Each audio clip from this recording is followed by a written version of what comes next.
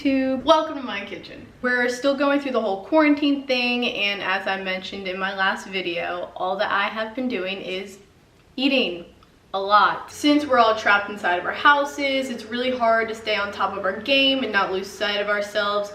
So my solution for this has been to just let myself eat everything I'm craving, but make sure it's healthy. I've come up with so many healthy recipes so you can satisfy your sweet tooth and enjoy everything while still staying on top of everything and not letting this quarantine get to us. Summer is technically almost here, and maybe we won't have beaches, but we still want to look and feel good. The first one I'm really feeling for this week is cookie dough. I've been dying for cookie dough. One time I got sick off raw cookie dough, like a real raw cookie dough, and I just thought I'd never eat cookie dough again, but now I'm craving it. It's literally the best raw cookie dough ever. It's all vegan, gluten-free, no refined sugars, so it's really the definition of like a guilt-free dessert. Now I'm getting hungry, so let's start.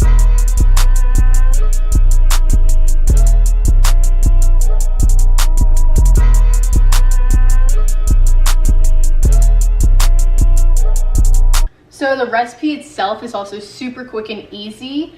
All you need is a half a can of chickpeas, 4 tablespoons of almond flour. Mine's already in this little plastic container, which I'm obsessed with, by the way. Then 2 tablespoons of maple syrup. I like maple syrup because I think it adds a good flavor, plus it's a little liquidy, so it really blends it well. And then this is my favorite almond butter to use. It's California almond butter. It's just so smooth, so creamy, and you need 2 tablespoons. So first, you're just gonna take the half a cup of chickpeas and add it into the food processor.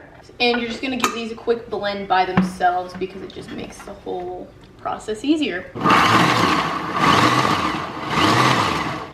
Also, this is kind of just a personal serving, so if you want it for more people, I would just double it or triple it or whatever you want. Almond butter, I think, is probably one of my top 5 favorite foods, so I'm getting the fattest heaping possible into this little blend here. I couldn't resist that. God, that is good almond butter. Now is the rest of the liquidy, so we're gonna take the maple syrup and just do 2 good tablespoons into there. Yes, I literally just went and got food all over me. It shows how much of a mess I am. Lastly, for the liquidy stuff, we're just gonna add a little vanilla extract in there. I just do like a drop and a half, however much you want. If you put too much, it has like a chemically flavor though, so just a little really does go a long way.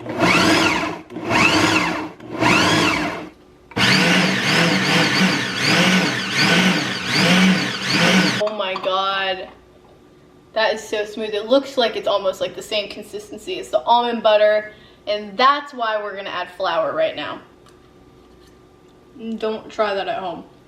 4 tablespoons of almond flour. This is gluten-free too, so.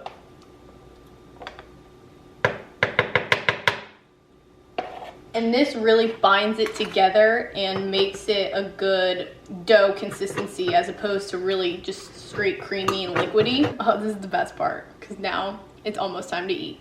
Oh my God, that looks perfect. Ah! So now I'm just gonna pour this all into a bowl and scoop it in there.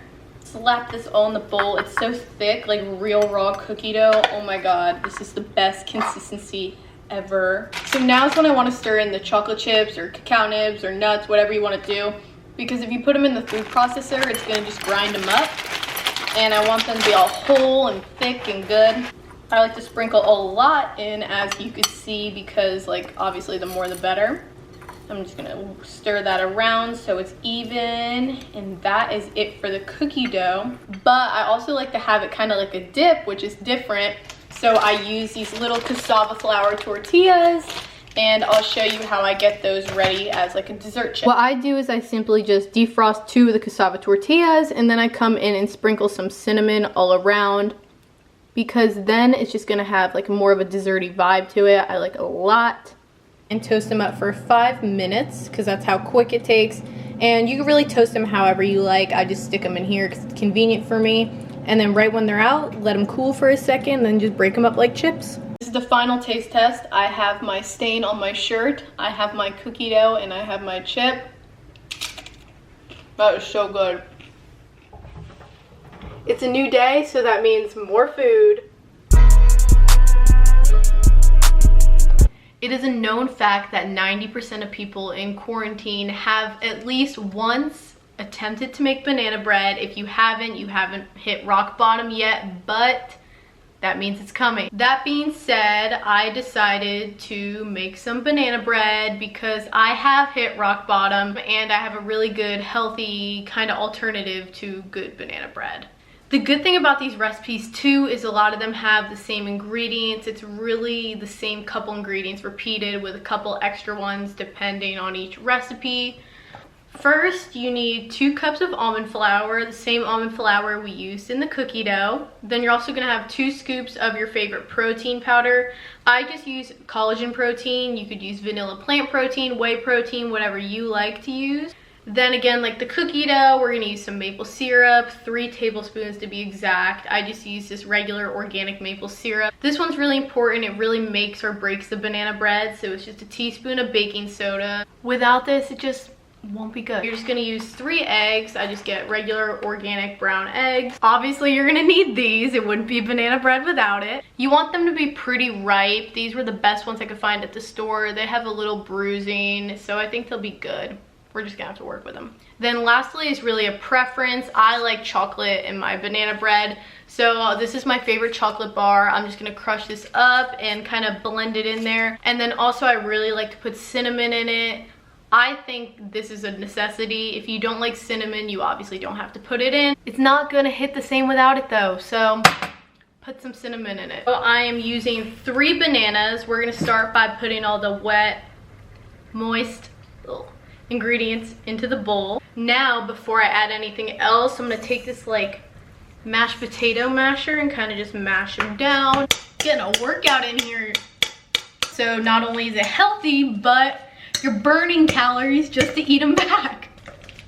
My arm is not ripped after this. I'm gonna be pretty pissed. Now you want it chunky, so you don't want to mash it too much.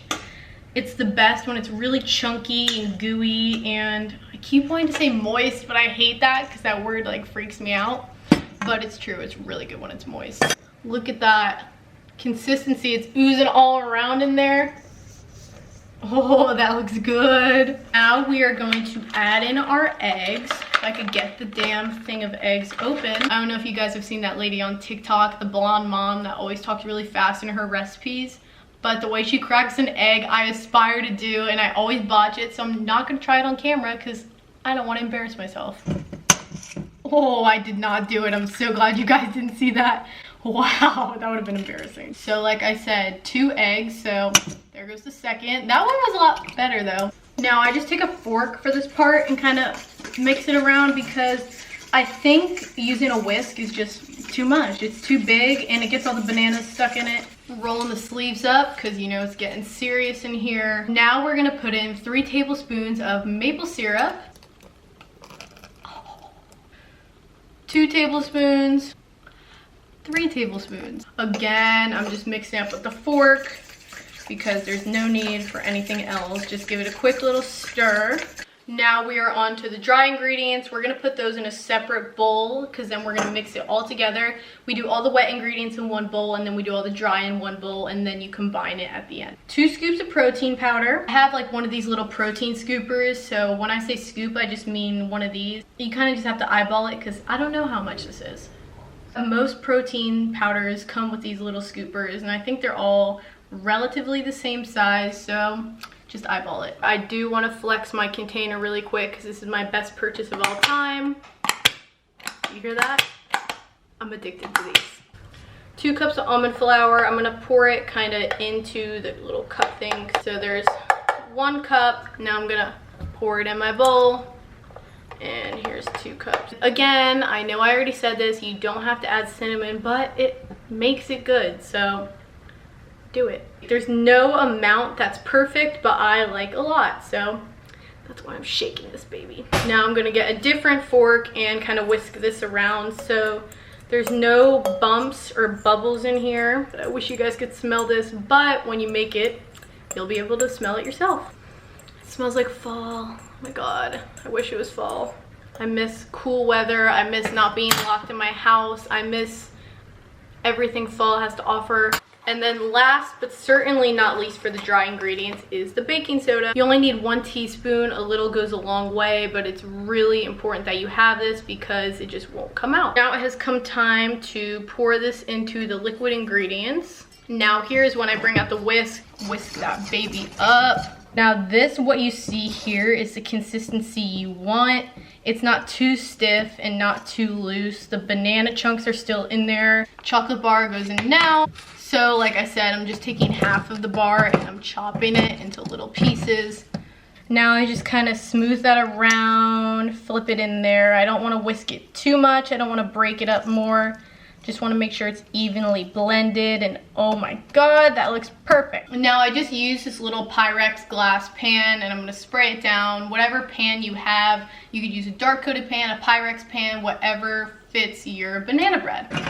I'm going to pour the mix in right now. Oh my God, it's sad how happy I am. That's actually really sick. I got to make sure I get every little bit out of here and into this dish because I want every bite possible. Now I'm just gonna smooth this all down in here. It's gonna rise a lot too, so if it looks kind of low, I promise you it's gonna get bigger. And if you want more banana bread, depending how many people you're making it for, or depending on how hard you've hit rock bottom, you could just double the recipe, triple it, whatever caters to your needs. It's a given, like you just have to do it. Now I'm just gonna pop her into the oven. I set it for 350 degrees and I'm gonna bake it for 45 minutes, but it could be more. It could be 45 minutes to 55 minutes. You just have to kind of check it and put the toothpick in and see if it sticks to it. If it sticks to the toothpick, it's not done. Oh my God, look at that beaut right there. This is what the perfect banana bread looks like. As you could see, it cooked away from the edge. It didn't stick. I'm just gonna let it cool for 15 minutes so when I cut it, it doesn't break apart and it's perfect.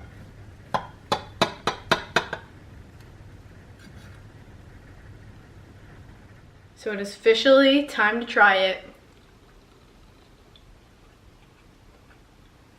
I wish you guys could try this with me right now. Like literally just look how dense and good and gooey and It came out so good. So that is that for tonight's baking. That was the best way to end the night. And next time I see you will be later in the week when I bake more, most likely tomorrow. See ya.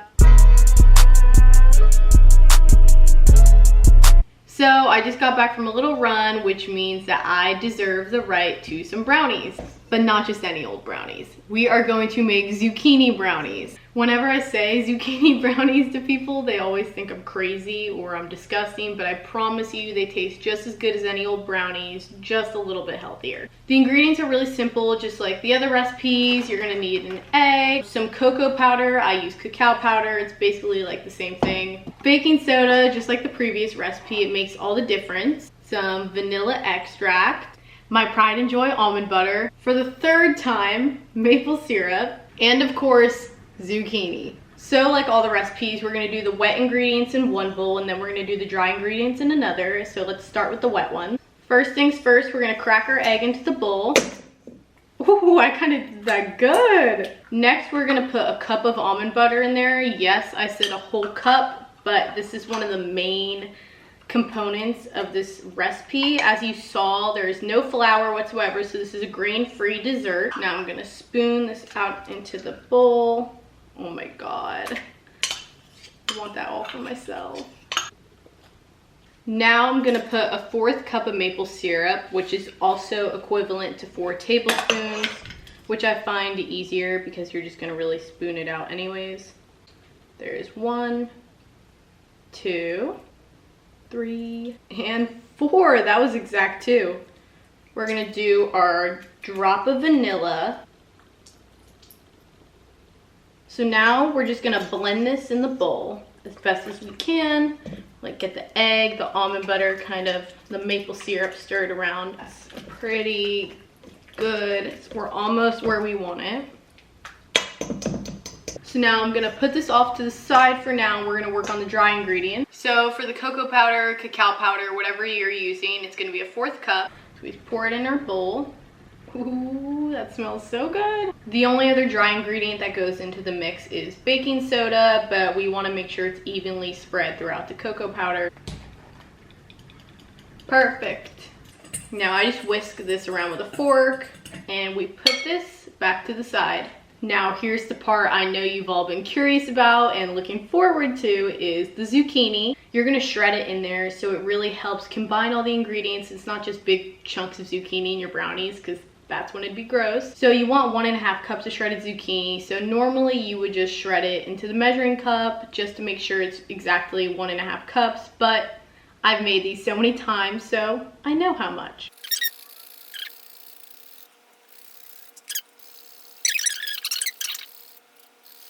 It is gluten-free and has no refined sugars and no grains at all. So now I'm just gonna mix around the zucchini shreds with the almond butter, egg, maple syrup mixture. And now I made sure this is all evenly sifted through the baking soda and the cacao powder. And we're just gonna pour this in. And like before, we're just gonna pick back up and keep mixing this through. So now I'm just gonna spray my little baking dish. So now I'm just gonna take the bowl and scrape this all into my pan. Ah, it looks so good.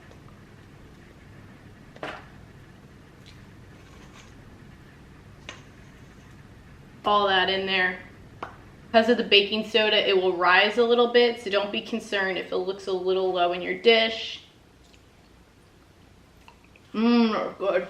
Another thing is if you want to sprinkle chocolate chips, nuts, whatever you like. I've actually tried it with instant coffee powder before, which is really good, so I recommend trying that. We're gonna put these in the oven at 350 for 35 minutes to 40 minutes. Just keep checking on them in that 5-minute time frame to make sure they're perfect.